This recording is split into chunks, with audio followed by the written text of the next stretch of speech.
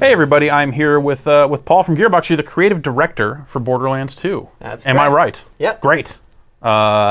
This is it. You're done with the game. Yeah. How does it feel? It's a big relief, and we're super excited to have everyone get a chance to play it. Just a couple weeks now. Yeah. And we're pretty confident that everyone's going to really enjoy what they get their hands on it. Cool. So this is the wildlife preservation mission. I remember seeing this a little while back. This is how far into the campaign is this that you're going to be playing today? Sure. This is about halfway or so into the campaign. You've started meeting up with some of the Vault Hunters from the first game. We're about actually to look for Mordecai, and but before we do that, we better get some skills. So we have 17 points here. Similar system to the first game with the kind of first point going into your action skill and then trees from there. Correct. And yeah, so each character has 3 trees. Each one of them provides a different style of play for that particular character. Let's see. I think I will go down the gorilla tree, which is about really making that saber turret that is his action skill really maximize that. So put a bunch of points into shots per burst for that. We'll get some accuracy on the turret. Increase my shield so I hopefully won't die as much. I'll get to the multi-rocket pods. Get that thing launching some rockets. Get some health.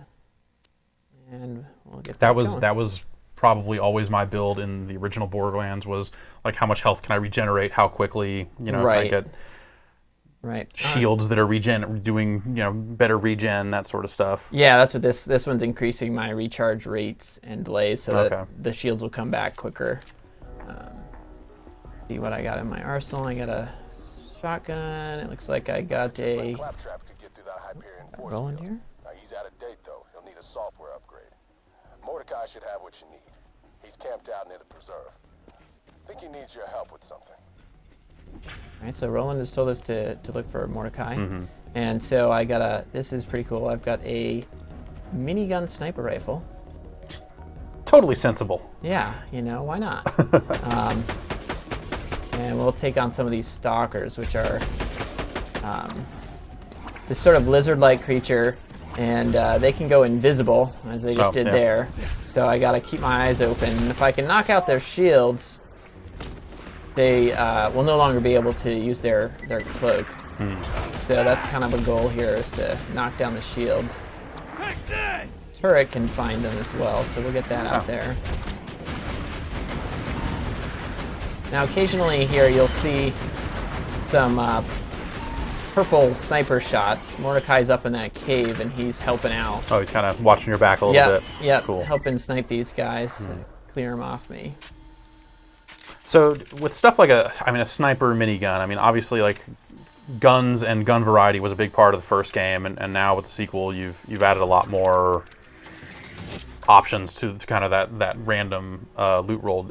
Did you think when the first game was being released that would end up being as huge as it turned out to be? The weapon stuff? Yeah. Yeah, that was always kind of our marquee one of the big feature. Yeah. We really thought that was what we had that was very special. And so for Borderlands 2, we've just been trying to push that envelope even further with things like minigun sniper rifles. And this rocket launcher here is a TDR, so we'll show that in a minute. I suppose we should point out this is the 360 version of the game. For folks at home who wonder. And these rack are gotten in here.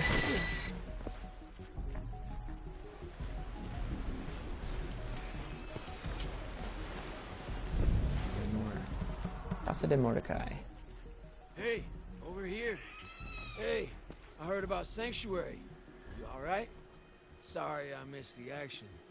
I saw some Hyperion movement. What led to the decision to move on to a new set of playable characters and use these guys for more cutscene oriented stuff? Yeah, it really came down to providing players with new exciting gameplay. We wanted to provide them with new things that they could do, new skill trees, And we knew that if we brought back the old characters, if we like completely redid their skill trees, that fans That'd would be a little weird. Yeah, it would be weird, and fans would be disappointed that their favorite skill from last game might not be there or whatever. And so we just felt we had a lot more options to provide a lot of more new, exciting gameplay if we came up with new characters. But we knew these guys were well loved, so we wanted to get them involved in the game and make sure that they were still integral to the future of the franchise. Chip in my bird Bloodwing's collar, including your claptrap upgrade. Saw Hyperion jackasses nabbed her and took her into the preserve over there. I'm glad you're here. I've been scouting the place for the last half hour. It looks like at least a two-man job. If you can get inside through the shipyard, I can give you support and lead you to Bloodwing. You get my bird, you get your claptrap upgrade. Yeah, so in this section of the plot, we're trying to get an upgrade, a software upgrade for Claptrap. Mordecai has already stolen it for us, but he's been keeping it on Bloodwing's collar, and Bloodwing has now been captured and brought to this preserve so they can do testing on him. So now we got to try to rescue Bloodwing. So as you can see, shoot your way through the whole preserve. Yeah, as you can see, Mordecai is, gonna continue to cover me. And Borderlands is very lenient on our fall damage, so we just let you have fun and jump off the cliffs. Blah, blah, blah, but Blood and I have been through a lot. I know my girl can handle herself. Ammo. Made mod. All right. Not very good on the damage front. Yeah.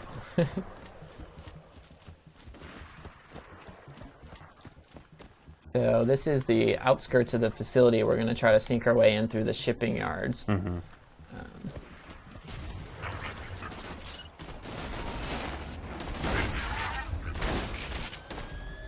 Got a wildlife preserve full of robots. Yeah, Hyperion protects their facilities with their robot army here, made of these loader enemies. Is that something that it seems like you're damaging them and then are able to finish them off kind of while they're trying to recover? Yeah, right? the loaders are really cool because they're totally you can dismember them in lots of different ways. You can take off their arms, you can take off their legs, and they'll continue to attack you, but they change what behaviors and what attacks they can do. So if you see one with a rocket launcher, you can shoot off the arm with a rocket launcher, and now he can't use that, and he'll use other attacks to try to keep coming after you, sort of Terminator style. Is that concept something you see kind of a lot throughout the game, like with a lot of different enemies, kind of just having that sort of behavior, or? Yeah, we have a bunch of different enemies that sort of change their behaviors based on what you're doing to keep the combat a little more fresh and energetic and keep you on your toes. Yeah, I guess I feel like I got to a point with the first game where I'd already determined that, like, okay, I'm going to use some form of 3-shot burst combat rifle, and if I just keep backing up and keep pulling the trigger, everything is going to die. Right. Yeah, I took off his arm, so he can't shoot me with his gun anymore. So, yeah, and right just now, give you some more tactics and more variety in combat. That's cool. Absolutely. And right now, for this mission objective, I actually don't want to kill these guys. If I kill them, they won't send in the engineers to repair the robots. And that's how we're going to get through this door, is we're going to damage the robots so that they call for repairs with that. And now the your engineers are going to come. Never mind. Now that the door's open, I'm going to get that turret out there to help me clean these guys up.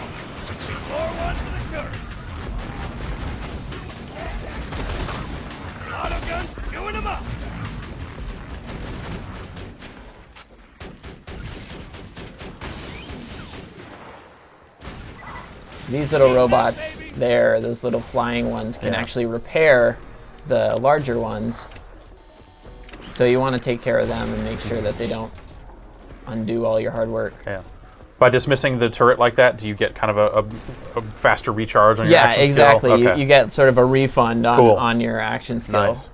Bloodwing should be that was something that we added fairly late in development because we just felt like it got too slow. Yeah.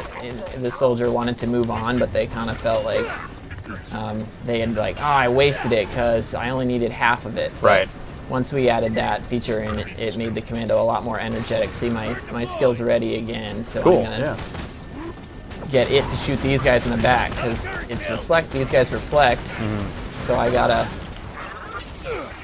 Nice. And then I can run up and grab it. And you see my action skills almost recharged again because I picked it up early. Saw a challenge progress indicator there. You have a lot more challenges in the game this time around? There's a lot more challenges, and those all feed into our new growth system called the Badass Rank system. And that's a profile-wide growth system. So all the progress you make with one character will transfer to any of the characters that you decide to keep playing. Okay. So you won't be starting at completely square one when you start a new character. And what sort of benefits does your character get when they increase in their badass rank? Yeah, there's about 15 different statistical style upgrades. Things like grenade damage, critical hit damage, weapon accuracy, rate of fire, like all those kinds of things. Okay, cool. Another sentry kill. I am in trouble. Oh, you got this. That's Not dead yet. The turret will also help you second win, so if the turret gets a kill, it'll okay. it will Yeah. also get you up. Nice. So if you are about to go down, you want to get that turret out, because if you don't get it out in time, you can't can't deploy call it it while out, you're down. right. Yeah. So these guys that are purple, Mordecai is sniping them with a slag weapon, which will then increase all your damage to them. So he's sort of setting them up and you're knocking them down. And that's kind of the new elemental? Exactly. Or You'll find weapons and grenades and such that will allow you to also slag the enemies. Okay. That seems like it would be totally key in co-op situations. Yeah, it's really excellent in co-op.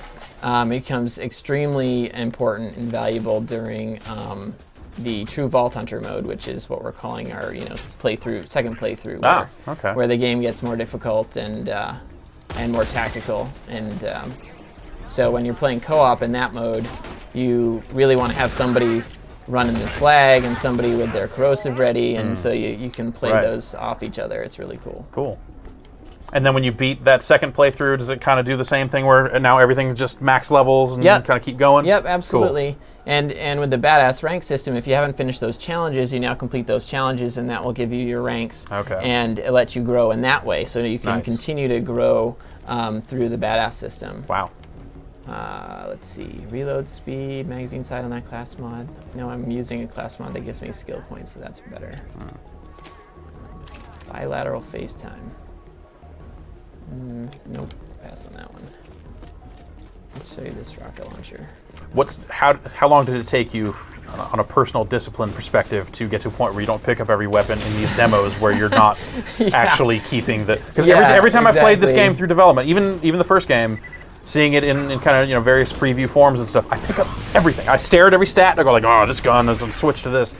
And pick up all the money, and I'm opening chests and stuff and just trying to hoard everything. Yeah. And maybe it says more about me as a person, but you realize it when you're doing these things and you only have limited time. It's like, oh, I can't spend all that time. yeah.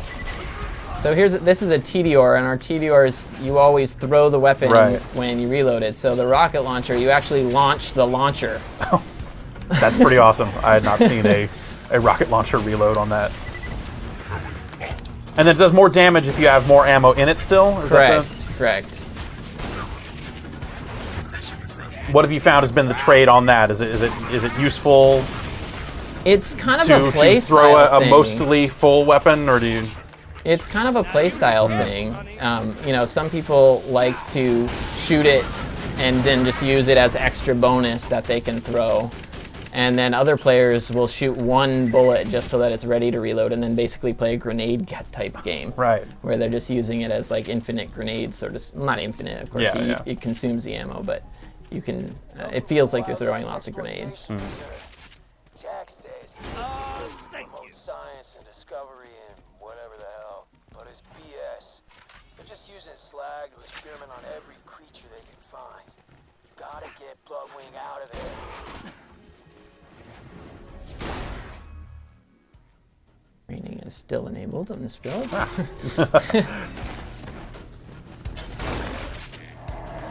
So hopefully we'll see here. We've got our badass fire skag. Yeah, he's doing it now. So he's just roared and called in the little guys, and then he's turned them into fire versions, which heals them up, gives them fire attacks, and makes your life difficult. So luckily I got my turret out there, and hopefully we can finish off one of these. Go. Let her mow you down.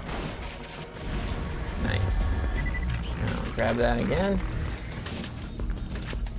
So, like, that was definitely one of the things when I first started playing the first game.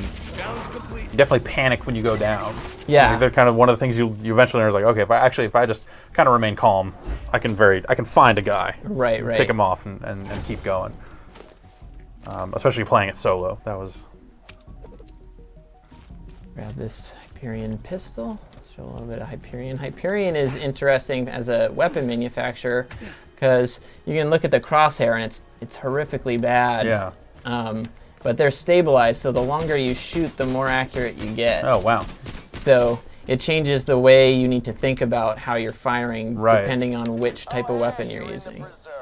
Huh? Yeah. That's the exact opposite of what you would do in most shooters. Exactly. Yeah, that's cool. And of course, some of the weapon manufacturers work exactly like that. Right. So, Yeah. depending on what your favorite manufacturer is, you sort of get into these interesting habits. Like we've had developers and players with those TDRs that as soon as they kill anything, they reload. And so they toss their weapon away, and they're like, "Oh God, and it makes you think a little bit more about exactly what you're doing and how you want to be successful. And that's some of the new variety that we've brought to the weapons. So we still have, thousands, millions of weapons, but each manufacturer brings something special to the table. That's cool. And then are the alien weapons I can't remember. Yeah, Iridian. Yeah, the Iridian weapons still. Since the opening of the vault, the Iridian stuff has become a bit more common.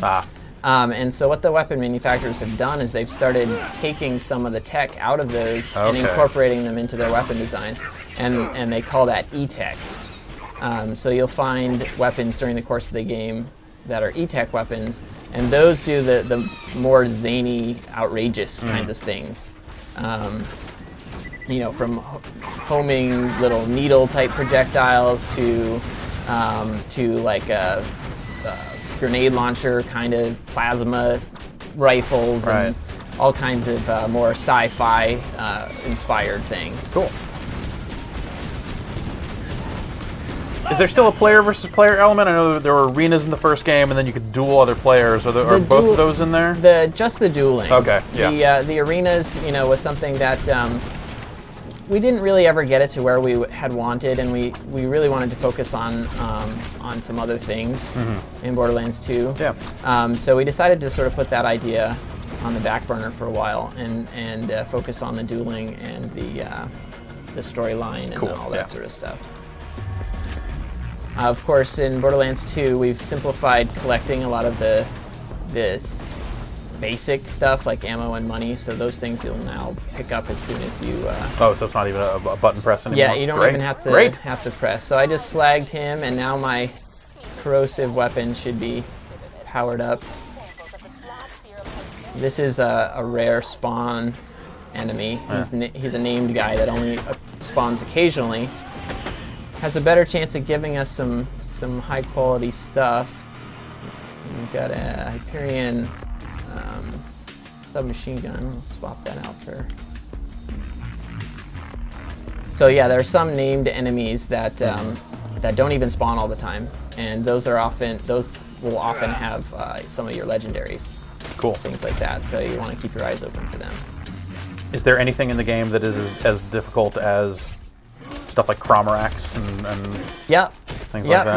We've got a new... So you could exploit Cromarax pretty easily, but... Yeah, we hopefully have made the new guy, his name is Terramorphous, we have hopefully made him Autogun deployed. more, less exploitable and more really about the challenge and working together with your co-op. And we believe we have.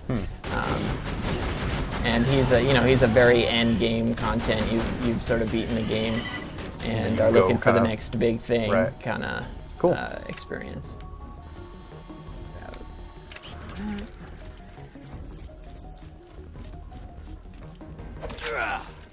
I feel like, when you guys have been showing off the game, it's been these very specific chunks of the experience. But would you classify the overall game as kind of flowing similarly to the first game? Kind of very similar. Towns picking up a load of quests, heading out. Exactly. Okay. Yep. This here is a customization for your runner vehicle. Character and vehicle customization is a big new thing for Borderlands 2. And you, of course, have to find the loot. Yeah. So that would unlock a new paint job for my runner. I was a little surprised that you guys didn't go in the direction of armor. It seemed like with customization and that sort of stuff that looking at the first game, that seemed like that would be the step, or that was, for me, what I thought the step would be of dealing with character customization as well as just having exponentially more loot was having a bunch of modifiable armor and stuff. Was that ever a consideration? Is that something we had you think? talked about some of that kind of thing. We were worried that armor, would add a whole nother layer of complexity to the sort of number crunchy part of the game, and would detract from the shields. Instead, we decided to double down on shields. Okay. So instead of basically like 2 different types of shields in the game, like we had in the first game, there's 8 different types of shields. And we took all the stuff that we were doing with guns and applied it to the shields and grenades. So there's now millions of shields and millions of grenades, just like there are millions of guns. Cool.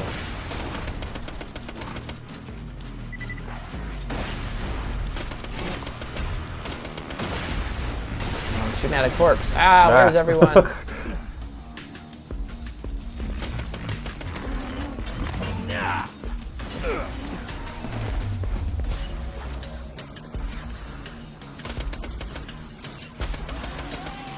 This seems like it's made some real, maybe it's obviously it's a different build. It seems like it's made some real progress on the technical side of things. I remember seeing the 360 build at E3. Frame rate a little spotty. Oh yeah. This seems like it's so much of the but it comes together late. Right? Yeah, exactly. Performance is once you sort of settle down on adding new content and stuff, that's when the programmers can really sink their teeth into performance. Oh, that is why I never used rocket launchers. Especially TDR. That's why you got to be careful, because you can whip it into the floor right next to you. Got an assault rifle here. Let's see what that's all about. Seems like there's a lot of differentiation just between like skins on the weapons and stuff, like you see here. Yep, yeah, every manufacturer has their own unique look, so as soon as you pick it up, you should be able to immediately recognize this is a bandit weapon. Bandits are red and have this sort of graffiti kind of motif. Yeah. And this one is explosive because it has the yellow. So as you play the game, you'll quickly learn, as soon as I pick it up, I know exactly what it does and who made it and what those gameplay things will be because of it. Gonna grab this. This is something new in Borderlands 2 is we now have optional objectives in our missions. And the optional objectives, obviously are optional. You don't have to do them, but if you do, you get additional cash reward and it helps work toward challenges for your badass rank.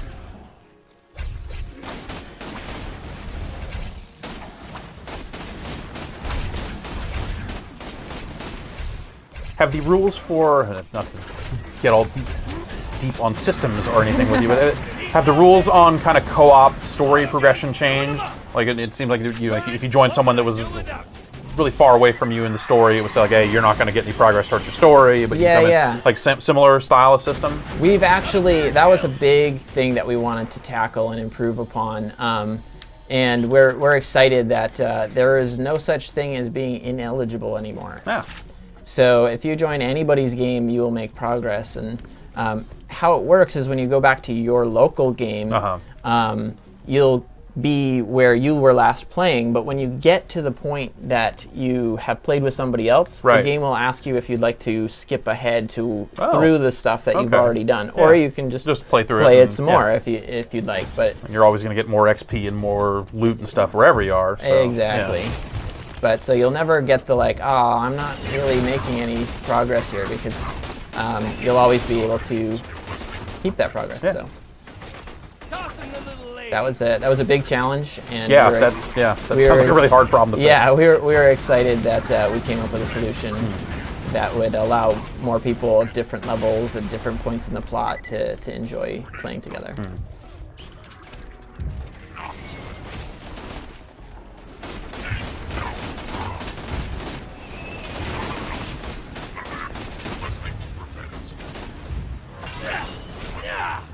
We're seeing a lot of challenge progress, but I imagine that's because you're kind of like loading up this middle of the game. Like will normal players see that stuff at the beginning? It's actually that we've advanced this particular character from an XP standpoint, but we haven't actually played from the beginning to here with this character. That's just a because this is a hacked because this is a relatively early, as far as challenge progress is concerned, character. You make a lot of challenge progress early on, but when you're actually at this point in the game, it would probably be much slower. Okay.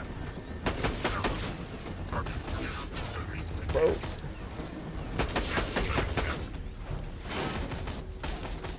Giving this sniper minigun a try. Yeah.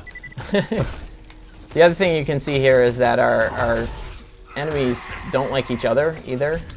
The creatures don't really care who they're fighting. They just want to kill everything. So sometimes you can get them to fight each other and give yourself a chance to catch a breather, or use them as a distraction to get behind an enemy or things like that. Were there things about the success of the first game that really caught you off guard that informed some of the choices you've made in the sequel? Not really. A story along those lines, though, that is from entirely the development of Borderlands 2 was in early focus tests, we were told by the players that they really wanted to know more about the characters they were inhabiting, and that was something that we didn't expect and hadn't planned for at that time. Right. So, but based on that feedback, we actually added a bunch of side missions that lets you learn the backstory of all the characters, all the Vault Hunters, and why they're on Pandora, and what their goals are in searching for the vaults and fighting Ensign Jack and all that kind of thing. So it's always exciting when we have people come in and play the game to learn those things that we weren't aware that players were going to be really excited about. And so it's always awesome to react to that feedback and make the game better. You seem to be on fire. Yes, that's probably bad. This thing is laying into me. Uh-oh, out of sniper ammo.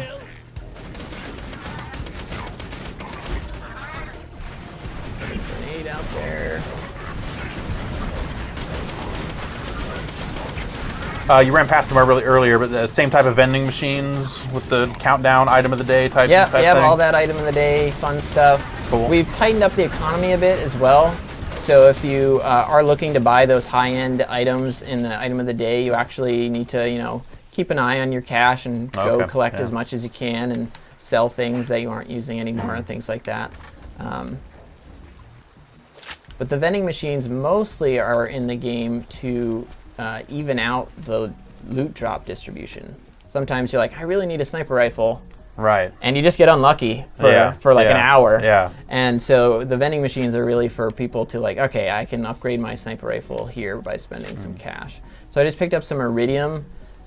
Ooh, blue bazooka. Whipped out this one. Still not quite as good. Yeah. It's fiery though. Taking our pack. So the iridium is a new economy that is something that has become a big deal on Pandora since the opening of the vault.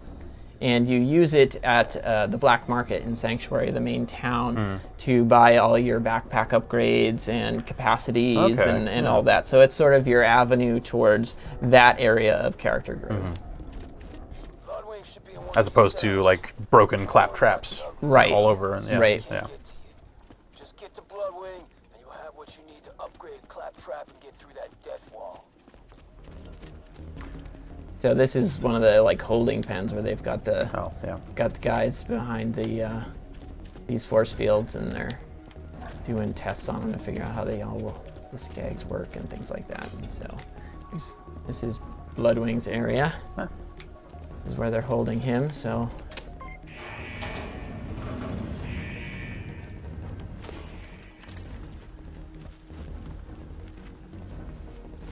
Did you find her? She okay?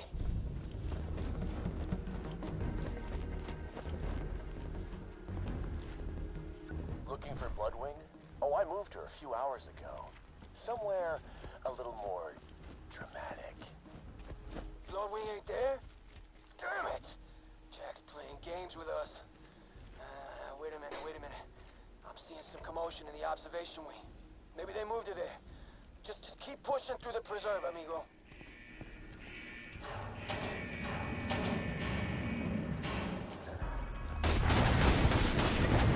Cool. Hurry out! I really like the shield busted effect. yeah, that was Seems really useful. Yep. It really gives a lot of feedback. Feedback was a watchword, a constant thing that we were talking about in the design team for Borderlands 2, was that we needed to improve the feedback on the skills and things like that effect there, so that Yeah, you can tell right. when your shields are down.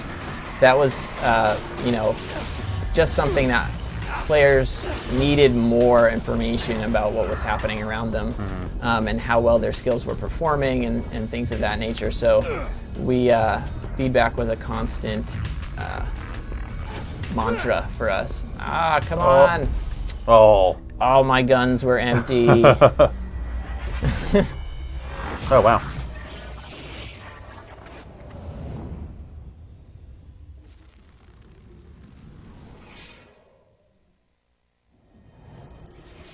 The Hyperion Corporation.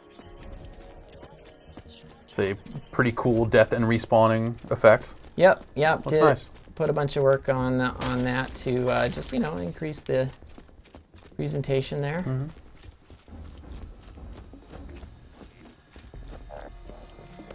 Similar system, I imagine that the respawn fee is just some set percentage of your overall money. Yeah, exactly. I got to a point where I was just like losing millions every time I died. I was like, oh my god. But the thing was, like at that point, I had so many weapons that were worth so much that I was never going to use. I was like, Right. what's another million?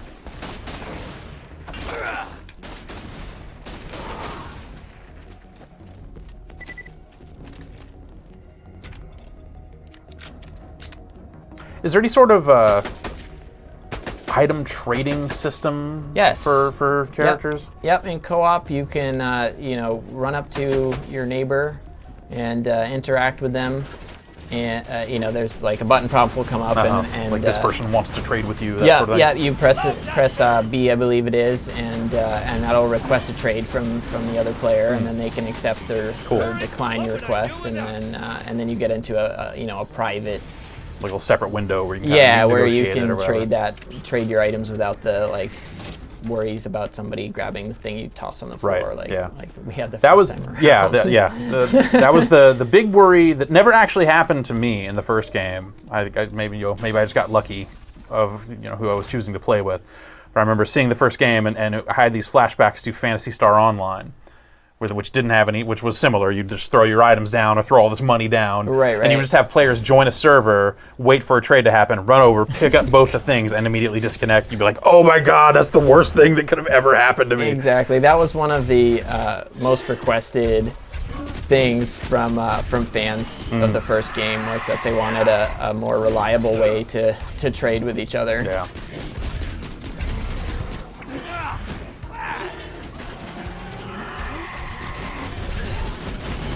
Borderlands whip is not nearly big enough. Oof.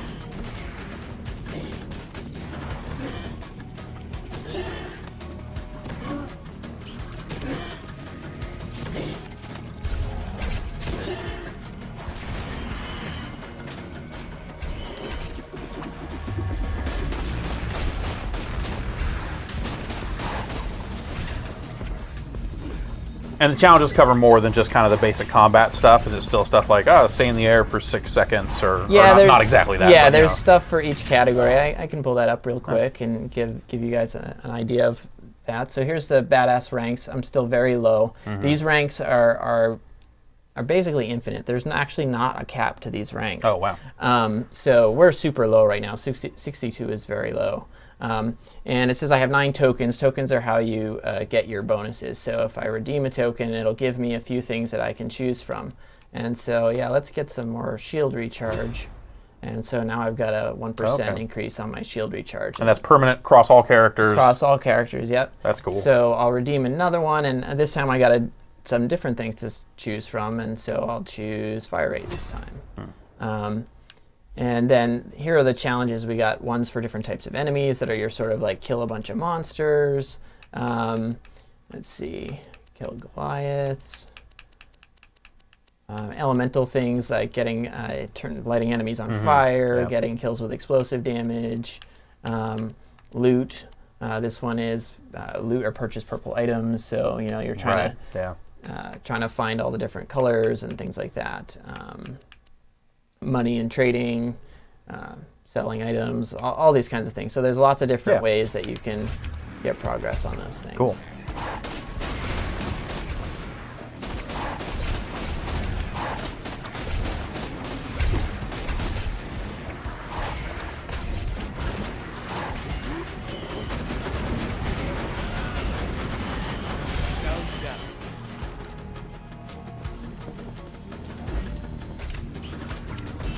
You're getting more badass rank right there. Cool. Yep. Yeah. That was challenge on killing enemies with, I think, shotguns.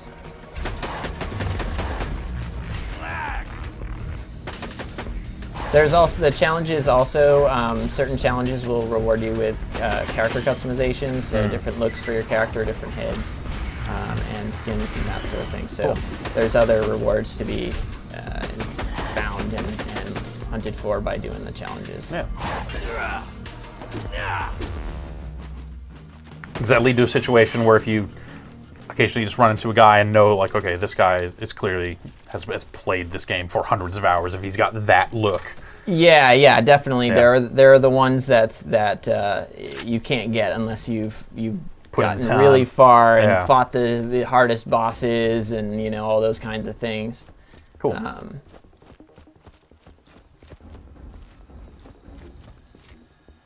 Yeah, that's our hope, is that when you go online with people, you'll be like, whoa, cool, where did you get that? How did you do that? And it'll drive discussion about community and right, yeah. And oh, yeah, you got that from from the boss over in the preserve. Let's go try to get it for me, and all that kind of stuff.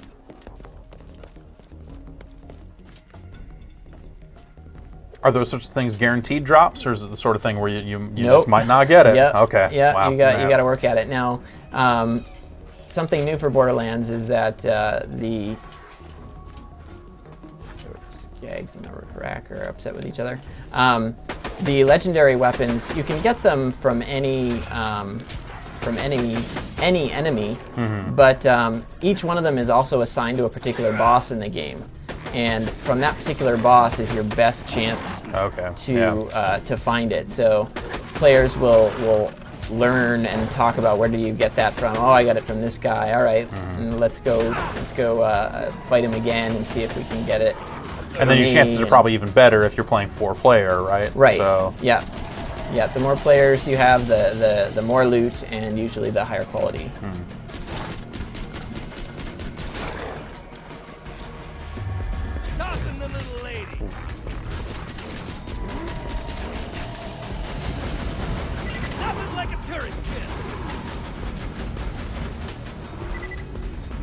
turret is also helpful in Yeah. letting you know where things are Right. by following its attacks. It seems really good at just ripping stuff up too. It's Yeah, it was important for us. Of course, I went down the tree that was all about Right. jacking it up. But we wanted to make sure that you really felt the turret was giving. Oh, it got blown up though. yeah. Took enough damage. Yeah, I think in the first game, I mostly used it for the healing aura. Right. You know, like the damage it did was never really the primary thing for me. It was always like, Right. oh man, I'm gonna die. I've gotta get this thing out here and Yeah, know, get some ammo Oh or get man, some, these geez. shock pups Oh. are so fast. and then they run away. That's the worst. Oh, Ooh, I got it. Nice. Yeah, these shock guys tear through your shield, so I'm playing a little more cautious. Luckily, some Hyperion goons showed up and distracted him. yeah.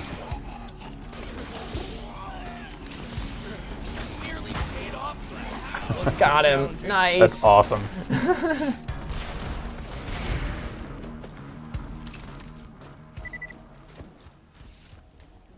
What we got here? The Suave Renegade class mod for the Gunzerker. So, if I wanted to, I could pick that up and trade that with a friend. Or we also have a feature called Claptrap Stash, where you can put items and then With start your your other character, character yeah, and cool. and basically trade between your own characters. If you hear screaming coming from the research labs, stop listening so hard.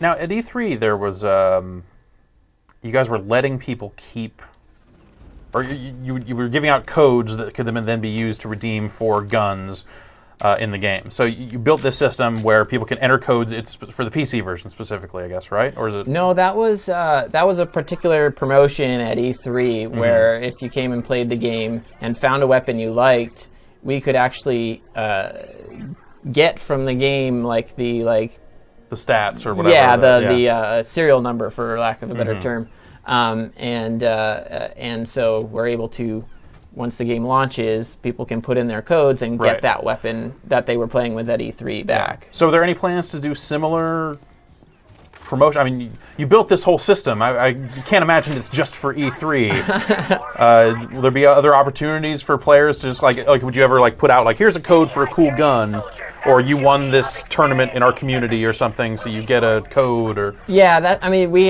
don't have any specific plans just yet for that, but that's the kinds of things that Right. we wanted to be able to empower ourselves in the future to be able to do with things like that.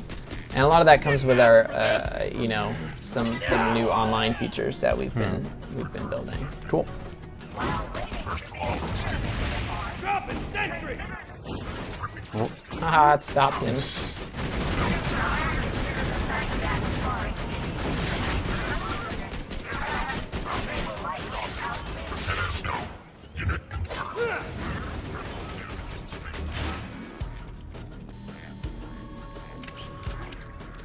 So with those guys, you got to real kind of shoot around with the shield. Yeah, exactly. Kinda- And then they'll go into this bulldozer mode and Yeah. try to plow you over.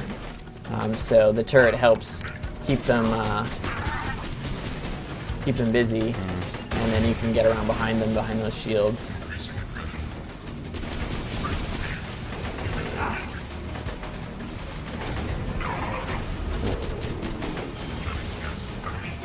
Oh, I'm in trouble. Meet my lady friend!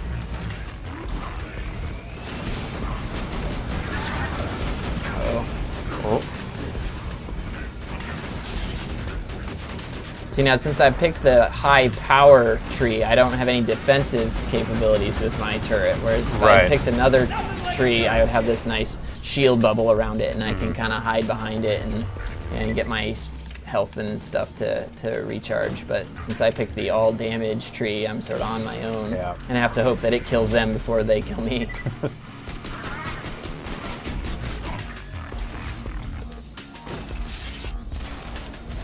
Wow, that was a fail.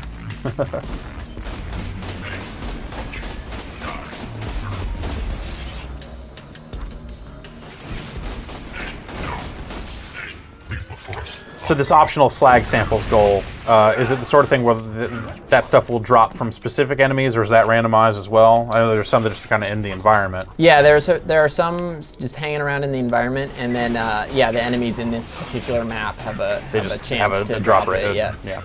Okay.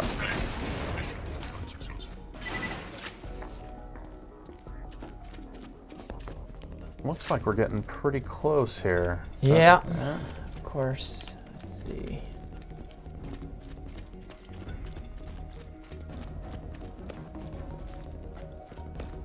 Of course, it's never that simple, is it? Yeah.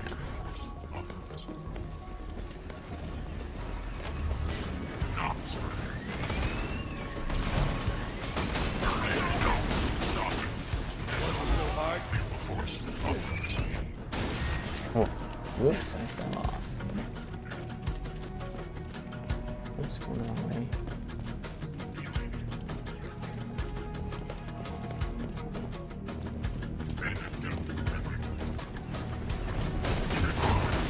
Have you guys done the like world size comparison between the two games? Yeah, I don't think I don't think we have actually like put them side by side from a size standpoint. Yeah. The game is definitely longer than the last one. I fall. Yeah, like I was saying, I mean, when I was reviewing the first game, kind of I get myself stuck. Uh-oh. obsessively played it for that first weekend or so, and made my way through almost all the game, probably. But then again, I wasn't doing much else. Eating, sleeping, not really on the menu for most of that time.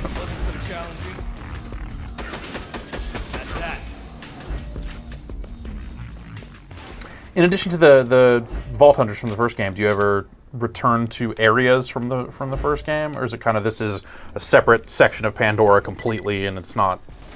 You'll see. Okay, You'll all right. see. You'll see in a week or two. I know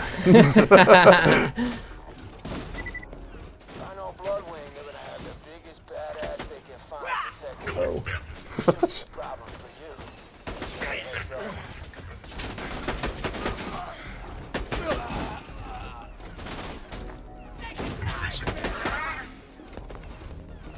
What are you gonna do now? So you see there, by taking off his arm, it forced him to lower his shield to use his eye beam. So there's a lot more of that kind of like interesting tactical decisions on a moment-to-moment basis that you can make. Yeah, it's cool. Meanwhile, lasers. Turret deployed!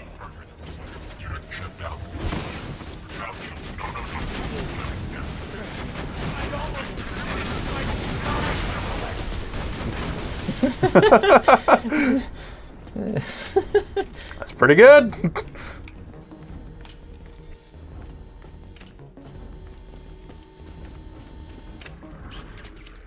think one of my concerns with the game ended up being that, it was pretty funny, the first Borderlands. It was one of those things where it was, I guess I was worried that if you lean into that the wrong way, it could get a little too campy, yeah, a little too precious or something. But it seems like that you're striking a good tone again, or a good balance, I guess I should say. Yeah, that was always, that's always the challenge. It seems like the temptation would just be like, well, people like Claptrap, so let's just let them go nuts. And it's like, no, don't. Exactly. Yeah, and we always had internal debates, about is this going too far into the comedy angle? We got to make sure we keep, the really cool, edgy stuff as well. And I think we found a really good balance. Right now, we're working a lot on the plot, and so the plot is often very, not to say serious, but it's very, action oriented, right, and let's do this, and it's important to the future of Pandora. And the side missions is where we have a lot more fun exploring different edges of the world and who these people are and what they're up to. There's a bunch of grenades, sticky, long bomb, acidy, merv. The bandits don't know how to spell. That's their issue. Homing, incendiary transfusion. So this is a homing fire grenade that will heal you. That sounds pretty good. Not quite as powerful as the electrical singularity I'm using right now, but still pretty cool. Anyway, Yeah, that's cool to see, like, more grenade variety too, because I just would pretty much use transfusion all the time. So I was Right. always like, okay, if I'm in trouble, I know I can use that to kind of get out of trouble, and then finish everything off with my guns. So Right, that right. sort of variety. That's well, pretty this cool. time, even if you do still love your transfusion, you have lots of different types of transfusion grenades. Yeah. Even Cool. now, we're about to head into to Bloodwing's area, but that's all we really Okay. wanted to show for That's today. fine. All right. Well, people get a shot to see it for themselves. Again, like how deep into the game would you say this is? I mean, you're- This is about halfway. okay. Yep. Cool. About halfway into the game, so we're at level 22 Yeah, or so. yeah. And All right. Well, Paul, thanks so much for your time. Yeah, no I'm looking problem. forward to playing it for myself and actually getting loot I can care about, as Yeah. opposed to just like picking up loot, and going, okay, you take the build away, and now I'll just worry about guns again in a few months. And yeah, that's always need my own stuff, man. Thanks. yeah. Well, we can't wait, and we can't wait to see what everyone thinks. We're really excited. We think it's something special. Cool. All right. Well, it's out the 18th. The 18th of September. Yep. That is really soon. All right. Well, best of luck. All right. Thank you. Thanks.